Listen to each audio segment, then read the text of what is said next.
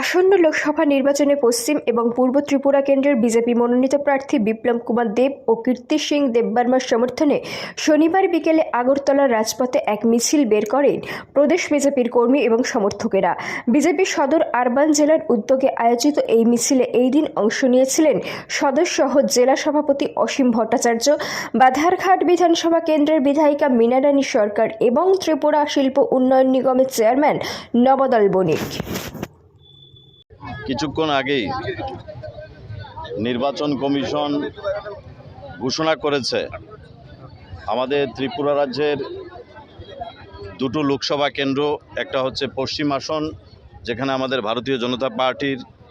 প্রার্থী শ্রদ্ধেয় বিপ্লব কুমার দেবজি লড়াই করছেন, আর পূর্ব ত্রিপুরা আসনে ভারতীয় জনতা পার্টির মনোনীত প্রার্থী কীর্তি সিং দেববর্মা মহোদয়া লড়াই করছেন। কিছুক্ষণ আগে ঘোষণা হয়েছে যে পশ্চিম ত্রিপুরা লোকসভা কেন্দ্রের 19 এপ্রিল নির্বাচনের দিনক্ষণ ঘোষণা হয়েছে, গণদেবতারা ভোট দেবেন এবং 26 এপ্রিল পূর্ব আসনে সেই অঞ্চলের গণদেবতারা ভোট দেবেন। আজকের এই নির্বাচন কমিশন দ্বারা আজকের এই যে আগামী লোকসভা কেন্দ্রের মোদিজির হাতকে শক্তিশালী করার জন্য দেশের যশস্বী প্রধানমন্ত্রী নরেন্দ্র মোদিজি দেশকে যেভাবে এগিয়ে নিয়ে চলছেন এবং মোদিজির যে স্বপ্ন